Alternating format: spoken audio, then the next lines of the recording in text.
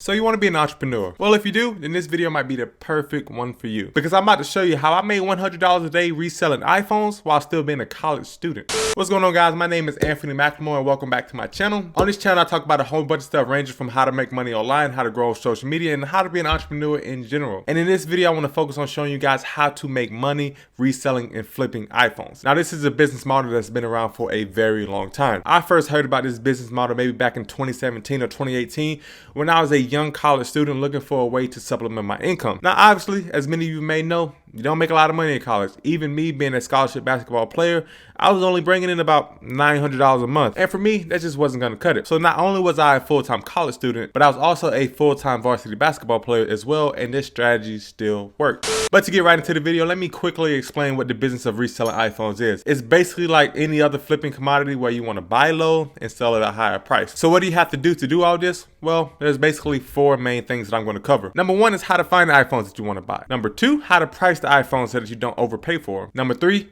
how to make offers, post ads, negotiate, and when to walk away from a deal. And number four, which I think is the most important, is going through your checklist when actually meeting up with the person and buying the phone. Let's get right into the video. So at the very beginning, when you want to get started reselling iPhones, obviously you have to have some startup capital. In my case, I didn't have a ton of my own capital to put towards this business model because I wasn't making a ton of money per month. Yes, I had some savings, but it would pretty much clean me out if I had decided to take all that and invest in some iPhones. So what I did, which is pretty risky and I don't recommend you doing this as well, is use the personal finance app Moneyline in order to take out a loan. Now, at this time in life, Moneyline was giving out $500 personal credit loans in order to help their customers build their credit over time by paying back the loan. Now, this seemed like the perfect scenario for me. I was a young college student who needed to build some credit, and I also needed some money for this new business model that I was trying to pursue. So, against my future self's better intuitions, I took out that $500 loan and started the process of investing in some iPhones. But I want to rebuttal that to say you don't exactly need $500. You can start off with as little as $100, but I would recommend that you have at least $250 to $750, because if you start off with $100, you're going to be really limited in the amount of phones that you can buy. You're pretty much only going to be able to buy iPhone 7s and below in 2020 and 2021. And that's pretty much all that you need to get started is a little bit of money. And now, assuming that you have the money to get started, how do you go about finding the phones? Well, this is pretty simple as well. My favorite places to go to find phones was Facebook Marketplace, OfferUp, and LetGo at the time. Now, recently LetGo have combined with OfferUp, and now it's just OfferUp in general. There's no more LetGo, but I still use Facebook Marketplace as a source of my phones to this day. Now, one thing that I did not use that I probably could have found a little bit more phones on was Craigslist. Now, the reason why I didn't want to use Craigslist is because I've heard all the horror stories on Craigslist, and I wasn't too convinced that the people who were selling their phones on Craigslist was absolutely trustworthy, to be the nicest way possible. Even though I could have expanded my opportunities, I felt that it was just a personal safety risk in order to meet people from Craigslist rather than Facebook Marketplace and OfferUp or LetGo. And the easiest ways to find the phones on those apps is just search iPhone, hit the search bar, and begin scrolling through the listings. Now that you have a ton of listings for the phones, now you want to begin the process of pricing the phone. Now, how I used to price the phones and how I still price the phones that I buy today is by using a site called Swapper and also eBay sold listings. So what I would do is I would go on Swapper and look at the price that the current phones are selling for, and I felt that Swapper did a really good job of gauging the resale price of specific iPhones. And it also went all the way down to the specific carriers for iPhones, which I think was a really great tool because I didn't have to search somewhere else what an AT&T phone was worth versus a Verizon phone or Straight Talk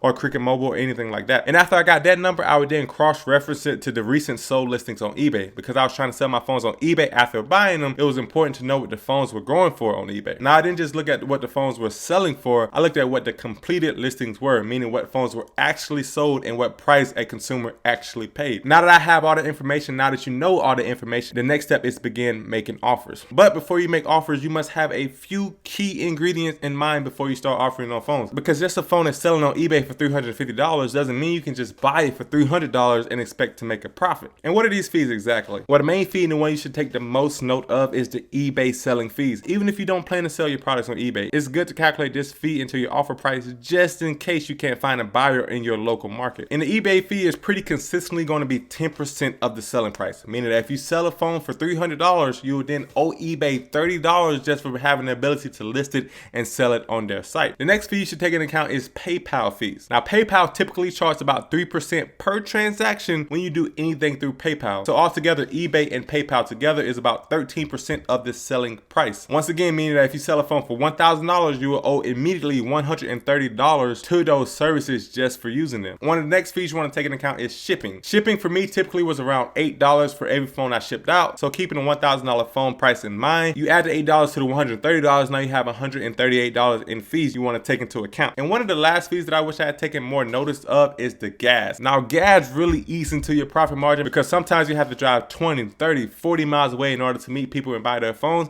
And if you don't take gas into account, then you can quickly see at the end of the month that you have a way slimmer bottom line that you really would have imagined. So all in all, I would say that fees typically run about 15 to maybe 20% of your overall sale price, and you want to immediately subtract that from the resale value before you make an offer. Now after you subtract that, you also want to build in your profit margin. Now typically I try to make about $100 on each phone I sold, but sometimes I would go down to $50 or even $25 if it was an older model phone. But keeping with the $100, if I wanted to make $100 for every phone that I sold, and I knew that every phone would cost 20% in fees, for every $1,000 phone that I wanted to buy, I would subtract 20%, which is $200, minus $100 of profit that I wanted to make, and that would leave me at a max offer price with all expenses paid of $700. Now I would then scale this down to all of the models on the phone in an Excel spreadsheet and use this information to start making offers on every single phone that I saw. Now the only caveats to this was that I did not want to make offers on phones that needed repairs, and I did not want to make offers on phones that were iCloud locked. Now the phones that needed repairs, those were an easier fix if I got the price a little bit lower because they had cracks in them. But the phones that needed iCloud locks, oh boy, you want to stay far away from those. I looked up countless YouTube videos on how to unlock an iCloud lock phone, and the process is nearly impossible. So once you find yourself in the next step where you begin to make offers on phones, what you can do next is begin to post ads on Facebook Marketplace, Letgo, and sometimes Craigslist so that people can come to you when they want to sell their phone instead of you going to them. This is exactly like the We Buy Houses sign that you see on every interstate. And sometimes you will get a motivated seller of the phone that's willing to give you the phone for almost dirt cheap so you can make a pretty nice profit. So now assume that you found a phone that you like, that you got a good deal on, and it's not iCloud locked or broken, you can then begin to meet up with the seller in order to buy the phone. Now here's a quick overview of the checklist that you want to go through when you are buying a phone from somebody else. The first thing that you want to do, if you don't do this before you meet up with the person, is look up the IMEI number for the device. This number alone will tell you if the phone is reported lost or stolen,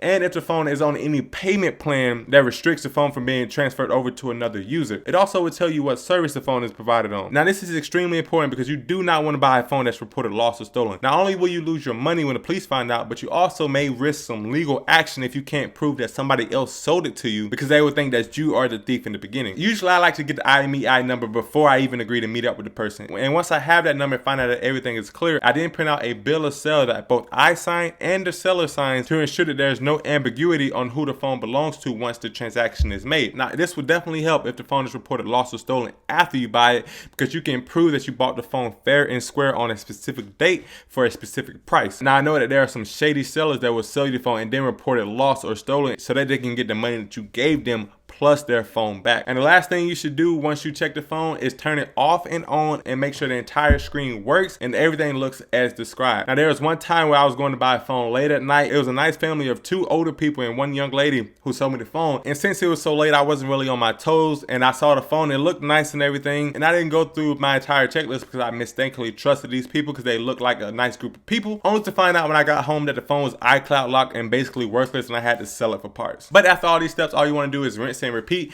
Build your capital until you're selling about 1 phone per day, making $100 per day, and that's how you can make $3,000 per month as a college student or as a young entrepreneur in general reselling iPhones. I really hope you enjoyed this video. If you did, please smash that like button, as it really does help my channel out. Also, if you want to see more content like this, hit that subscribe button as well, as I will be posting a video every single day in the month of December, because I am doing a challenge on this channel of posting 30 videos in 30 days. That's something I've never done before on this channel, but I was recently recommended a few of these type of videos, and I wanted to see how it would affect my channel analytics by doing this. So if you want to see more of my content, make sure you hit that subscribe button, and I'll see you tomorrow, guys. Peace.